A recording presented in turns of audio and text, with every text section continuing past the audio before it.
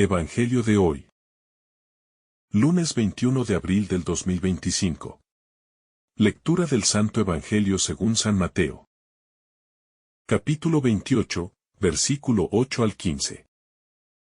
En aquel tiempo, las mujeres se marcharon a toda prisa del sepulcro, llenas de miedo y de alegría. Corrieron a anunciarlo a los discípulos. De pronto, Jesús les salió al encuentro y les dijo: Alegraos. Ellas se acercaron. Se postraron ante él y le abrazaron los pies. Jesús les dijo: No temáis. Id a comunicar a mis hermanos que vayan a Galilea, allí me verán. Mientras las mujeres iban de camino, algunos de la guardia fueron a la ciudad y comunicaron a los sumos sacerdotes todo lo ocurrido. Ellos, reunidos con los ancianos, llegaron a un acuerdo y dieron una fuerte suma de dinero a los soldados, encargándoles: decid que sus discípulos fueron de noche y lo robaron mientras vosotros dormíais. Y si esto llega a oídos del gobernador, nosotros lo convenceremos y os evitaremos complicaciones. Ellos tomaron el dinero y obraron conforme a las instrucciones. Y esta versión se ha difundido entre los judíos hasta hoy. Las mujeres del alba, el vértigo de una esperanza inesperada. El relato comienza con la huida apresurada de las mujeres desde el sepulcro. Y en ese primer movimiento ya se percibe el estremecimiento de una historia que ha cambiado para siempre. No es una carrera cualquiera, sino el eco de un anuncio que trastoca el orden del mundo: el que estaba muerto ya no está. La tumba vacía no es un símbolo de ausencia, sino el inicio de una presencia nueva. Por eso corren. Corren con miedo y con alegría, unidas de forma inexplicable. El miedo no es simplemente temor. Es la conciencia de estar ante algo divino, ante algo más grande que lo humano.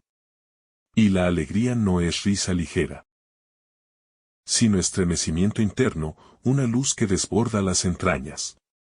Este binomio expresa la tensión profunda de todo el Evangelio pascual, entre el estremecimiento y la esperanza, entre lo inaudito y lo que renueva. Estas mujeres representan a la humanidad que corre al encuentro de una noticia que no puede comprender del todo, pero que transforma la vida desde dentro. No comprenden, pero intuyen. No poseen respuestas, pero llevan en sus entrañas la llama de una verdad que se impone desde la experiencia. Corren no como quien huye, sino como quien ha recibido una tarea sagrada. Y ese correr es el principio de toda misión, porque solo quien ha experimentado la tumba vacía puede anunciar que la muerte ya no es la última palabra. El encuentro con el viviente, el gesto que abraza el misterio. Y cuando parece que ya nada más puede sorprenderlas, Jesús mismo les sale al encuentro. No en lo alto del cielo ni envuelto en relámpagos, sino en medio del camino. Jesús no espera que ellas lo encuentren en Galilea aún. Se adelanta a su deseo. Cela su paso. La resurrección no es un evento lejano ni un dogma por aceptar, sino un rostro que se presenta en la carne de nuestras búsquedas. Y su primera palabra es: alegraos. Una palabra que brota de la victoria más inaudita de la historia, la del amor que ha vencido la muerte sin necesidad de violencia, sin espectáculo, sin imposiciones. El gesto de las mujeres al postrarse y abrazar sus pies es uno de los más hermosos y densos de todo el Evangelio. Es una forma de decir que lo reconocen como el Señor, pero también que necesitan aferrarse a esa presencia, que no quieren que se les escape. Tocar los pies es entrar en comunión con el que ha pisado la historia, con el que ha caminado con los pobres, con el que ha lavado los pies a sus amigos antes de morir. En ese gesto, la adoración y el afecto se abrazan. Y Jesús las envía. No para que se queden en el éxtasis, sino para que anuncien a sus hermanos, mis hermanos les dice, que deben ir a Galilea. El resucitado no solo confirma la vida, sino que la empuja hacia adelante, su presencia se convierte en envío. Y el anuncio es claro, allí lo verán. Verán al que ha vencido la cruz. No como recuerdo, sino como promesa. La estrategia del poder, la mentira que teme a la verdad. Mientras las mujeres llevan en su pecho la noticia más luminosa del universo. El relato se desplaza hacia otra escena paralela que se teje en la sombra. La de los soldados y los sumos sacerdotes. Es un contraluz revelador. Los que estaban custodiando la muerte, los guardianes del sepulcro, son los primeros en saber que algo ha sucedido. Y lo comunican a los sumos sacerdotes, los jefes religiosos. Pero en lugar de abrirse al asombro, se reúnen en secreto para encubrir la verdad. Aquí no hay carreras ni pies abrazados. Solo dinero. Miedo al escándalo. Manipulación. Les ofrecen una gran suma a los soldados, para que digan que los discípulos robaron el cuerpo mientras dormían. Lo cual es absurdo en sí mismo. Porque ¿cómo pueden saber quién robó el cuerpo si estaban dormidos? La mentira, sin embargo, no necesita coherencia. Solo necesita cobertura. Necesita ser dicha por quienes tienen poder. El poder de las instituciones religiosas y políticas en este relato no está del lado de la vida, sino del encubrimiento de la verdad. La mentira se presenta como necesidad para protegerse del impacto de una resurrección que desestabiliza todo. Porque si Cristo ha vencido la muerte, entonces el mundo debe reordenarse desde la humildad, desde la entrega, desde el amor. Y eso es demasiado peligroso para quienes basan su autoridad en el miedo y el control. La lucha entre el testimonio y la manipulación. Así se dibuja una pugna profunda. Mientras las mujeres son testigos veraces, los soldados son convertidos en agentes del engaño. No porque quieran, sino porque se prestan al juego del poder. El dinero actúa aquí como símbolo de la corrupción de la conciencia, como el precio por el cual se cambia la verdad por conveniencia. Lo más trágico es que esta versión falsa se propaga. Dice el evangelista. Hasta hoy. Y ese hasta hoy resuena con fuerza en cada generación. Porque aún hoy se siembran versiones adulteradas del Cristo vivo. Aún hoy se intenta negar su presencia resucitada con narrativas que lo reducen a mito, a símbolo, a manipulación religiosa. La resurrección es incómoda porque es subversiva. No puede ser domesticada. No puede ser encerrada en dogmas que no transforman el corazón. Es una fuerza que libera, que empuja a salir, que convierte a las mujeres silenciosas en anunciadoras y a los discípulos escondidos en apóstoles. La historia del Evangelio es esta. Una noticia que algunos creen con gozo y otros rechazan por miedo.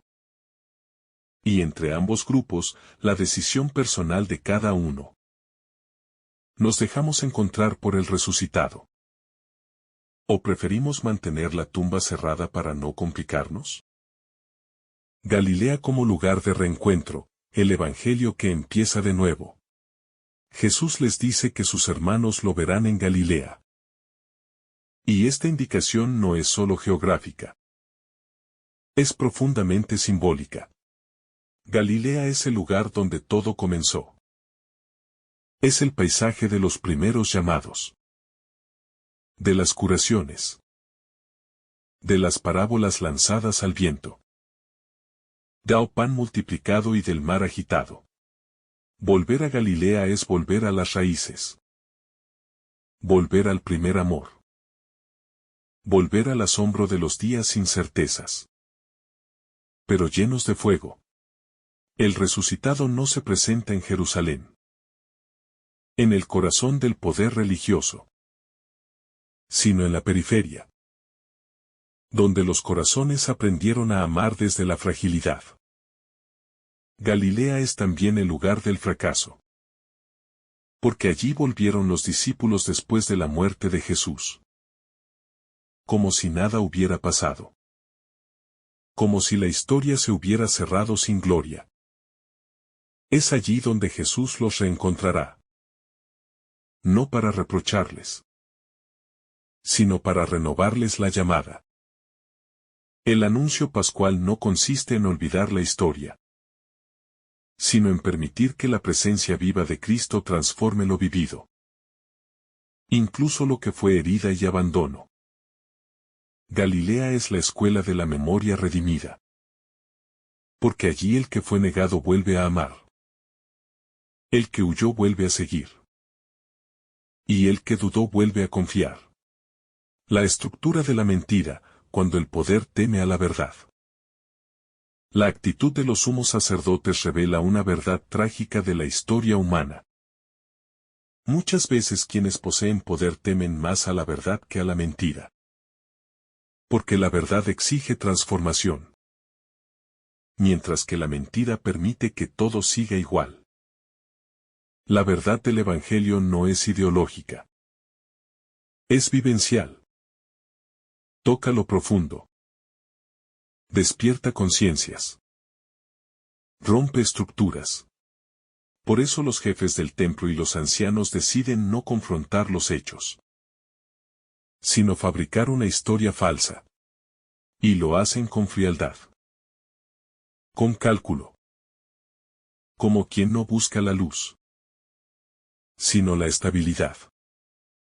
Lo más inquietante es que lo hacen en nombre de una religiosidad que ha perdido el corazón de Dios.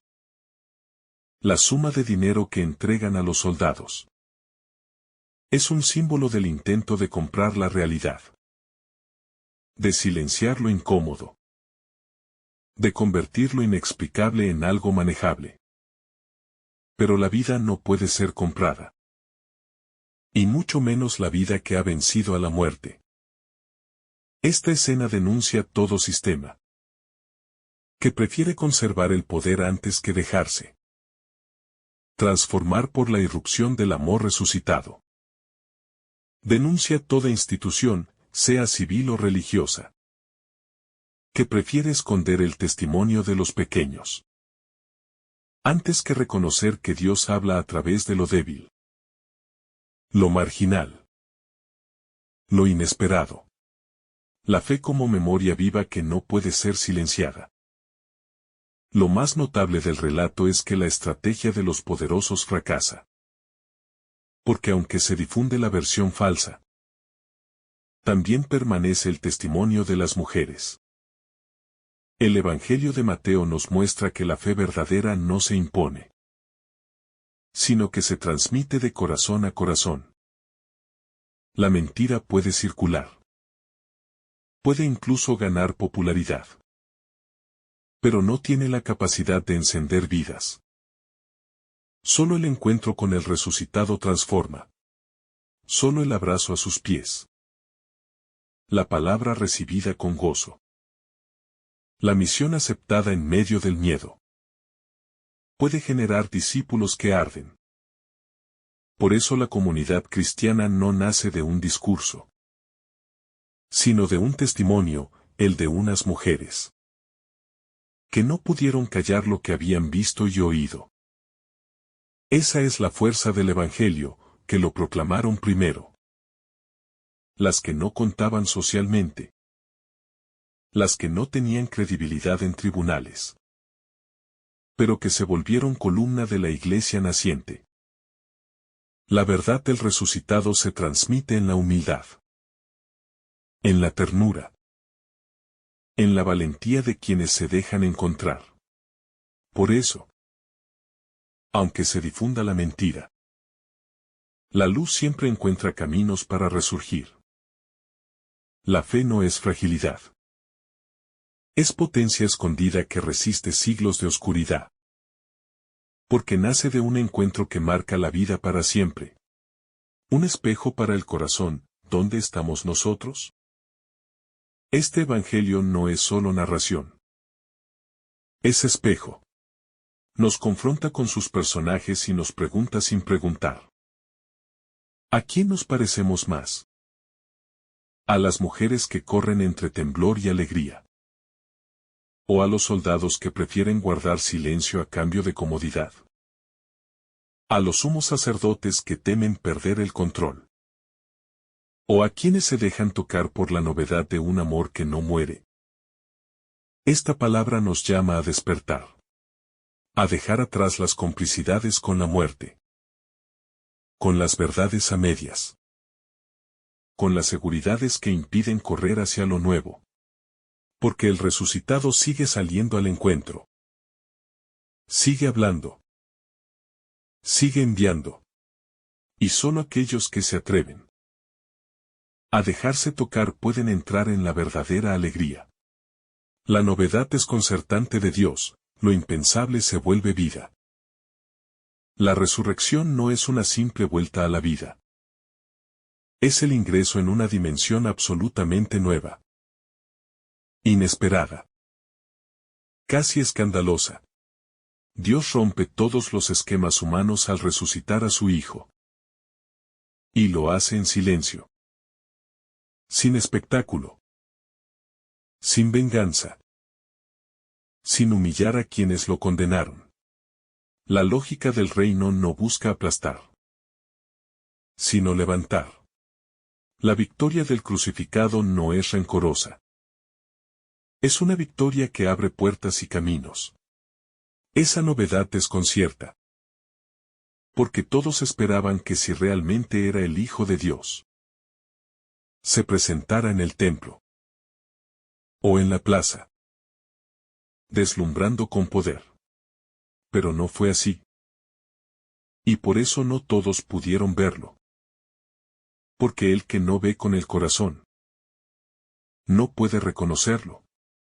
Los ojos que vieron al resucitado no fueron los del poder ni del saber, sino los de la búsqueda, la compasión, el amor herido. Quienes fueron al sepulcro con lágrimas, regresaron con esperanza. Quienes se atrevieron a mirar donde parecía no haber nada, fueron testigos del todo.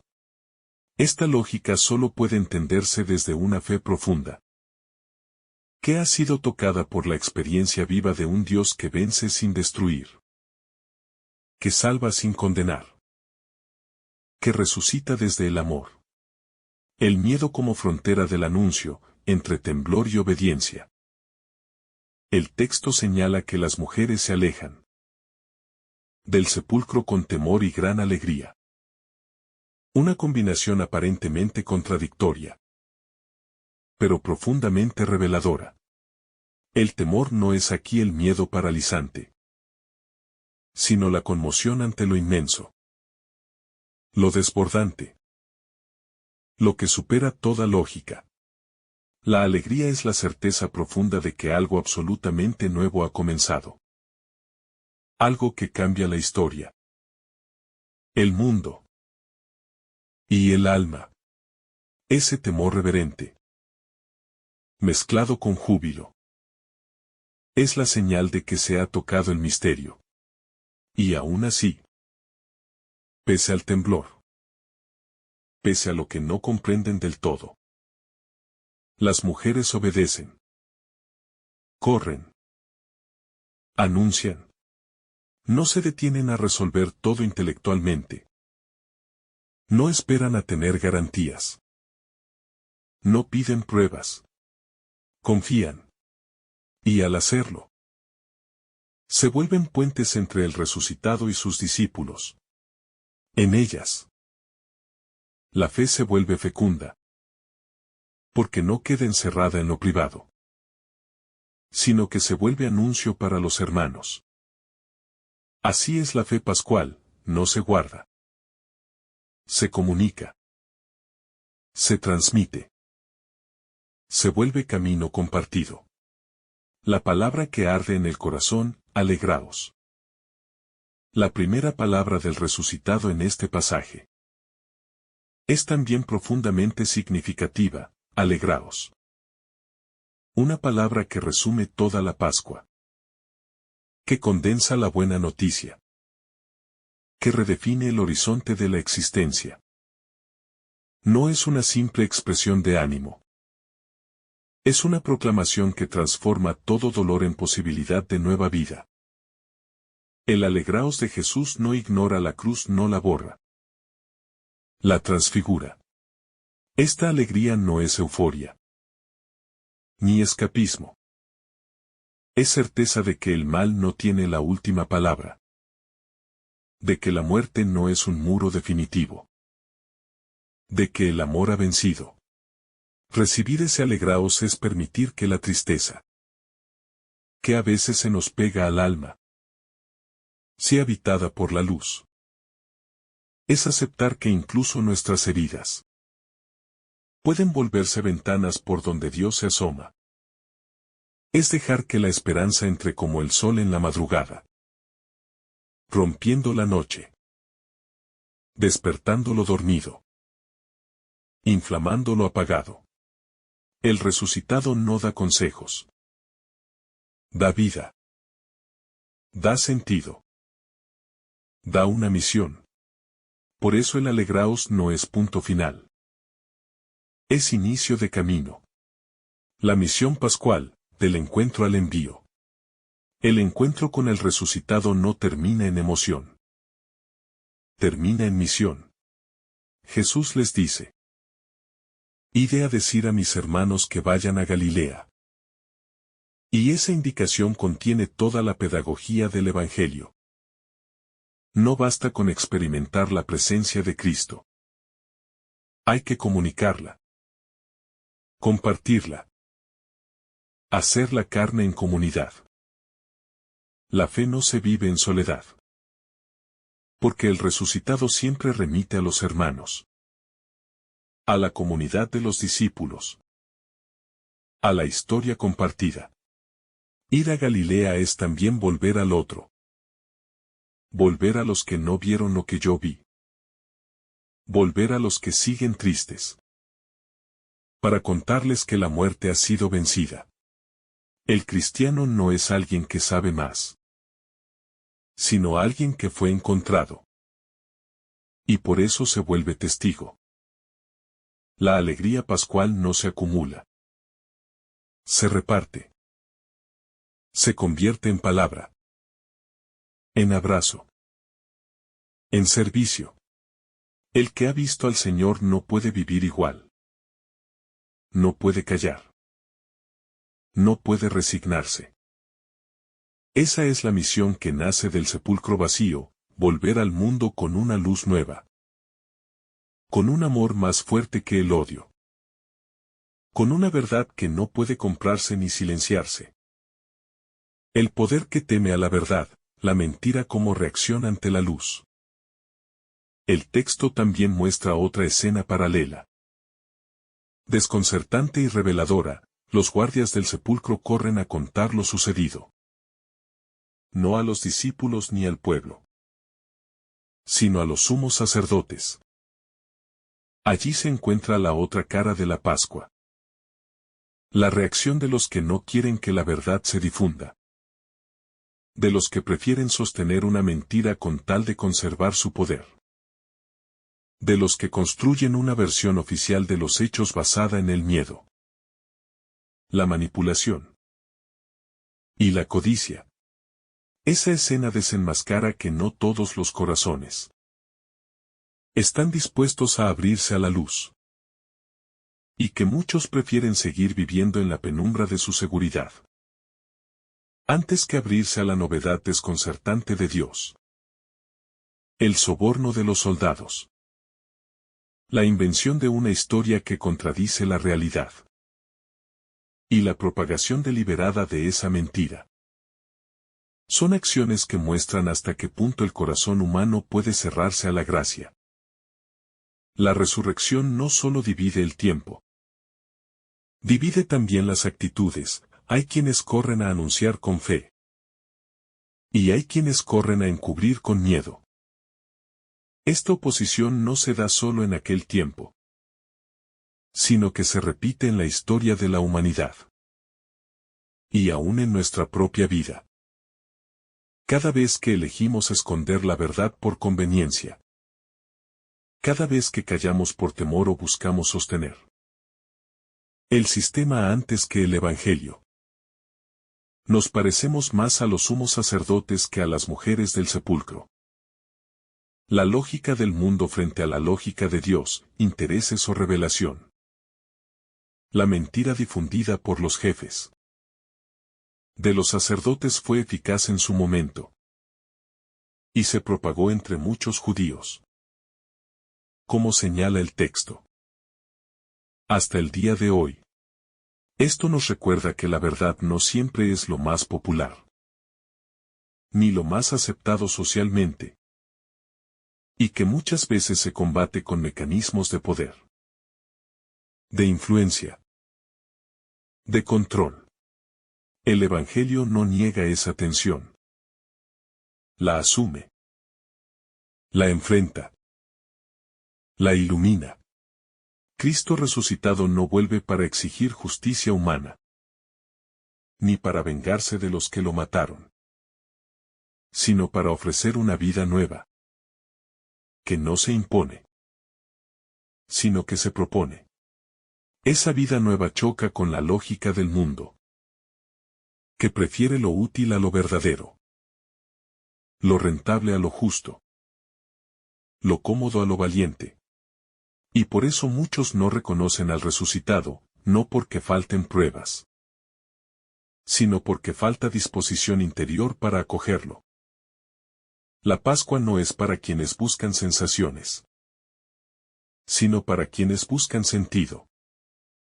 No es para quienes desean dominar lo sagrado, sino para quienes se dejan transformar por lo sagrado. La fe no nace de un argumento, sino de un encuentro. Y ese encuentro solo es posible en la humildad. Las mujeres como imagen de la iglesia naciente. En este pasaje, las mujeres se convierten en figura de la iglesia que nace, una comunidad pequeña. Frágil. Pero fiel. Enviada a anunciar una verdad demasiado grande para ser contenida. Ellas no tenían poder político, ni prestigio religioso, ni reconocimiento social. Pero sí tenían algo más profundo, un corazón que ama, que espera, que busca. Y por eso, se convierten en las primeras evangelizadoras. En testigos privilegiadas de un hecho que supera la historia. Pero que entra en ella para transformarla desde dentro. La iglesia se funda no sobre estrategias, sino sobre testimonios. No sobre estructuras, sino sobre fe viva. No sobre seguridades, sino sobre la certeza del amor que ha vencido la muerte. Las mujeres del sepulcro son iglesia porque son memoria viva de lo que han visto. Y no callan. No se esconden. No negocian. Y en ese modelo, nosotros también somos llamados a ser iglesia. No solo receptores de una tradición, sino testigos vivos de una presencia que sigue resucitando corazones cada día. El corazón como sepulcro que se abre. En cierto modo, cada uno de nosotros es un sepulcro. Llevamos en el corazón zonas muertas. Heridas no sanadas. Historias rotas. Decepciones que nos han cerrado. Pero el resucitado no rehúye nuestros sepulcros. Los visita. Los ilumina. Los abre desde dentro. Él no nos resucita desde fuera, sino desde lo más íntimo. Allí donde ya no esperábamos nada. Donde pensábamos que era tarde. Donde solo quedaba una piedra pesada sobre nuestros anhelos. Jesús vence esa oscuridad. No quitándola, sino transformándola. La Pascua es la experiencia de que nada está perdido. De que todo puede ser recreado. Incluso aquello que parecía muerto. Y cuando el corazón empieza a abrirse a esa luz, entonces entendemos que no se trata de volver al pasado, sino de entrar en una vida nueva. El Evangelio no nos propone recuperar lo que fue, sino abrazar lo que puede ser. Lo que ya es en Cristo.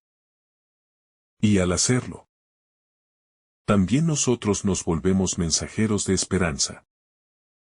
El resucitado que nos sale al encuentro. El Evangelio de hoy es una síntesis poderosa de la Pascua cristiana. En él se cruzan dos caminos, el del anuncio y el del encubrimiento. El del abrazo y el del soborno. El de la carrera esperanzada y el del pacto corrupto. Jesús no se impone. No irrumpe con demostraciones masivas, sino que se revela en el caminar de quienes lo buscan con corazón tembloroso pero abierto. El Cristo resucitado no está en la lógica del espectáculo, sino en la intimidad del encuentro. Las mujeres que corren. Los pies abrazados. El envío a Galilea. Son signos de una fe que se construye en lo cotidiano. En medio del polvo del camino. No en los altares de los poderosos. Y ese Jesús también nos sale al encuentro a nosotros. Nos dice alegraos. Incluso cuando la noche parece más oscura. Nos envía a comunicar vida. Incluso cuando hay versiones falsas que intentan apagar el fuego del Evangelio. Y nos llama hermanos. Con una ternura que desarma toda culpa.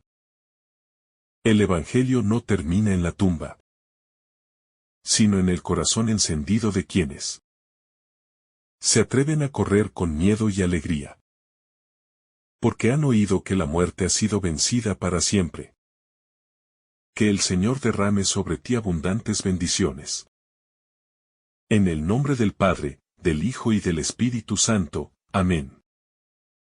Si esta reflexión ha sido de tu agrado, no olvides dejar tu me gusta.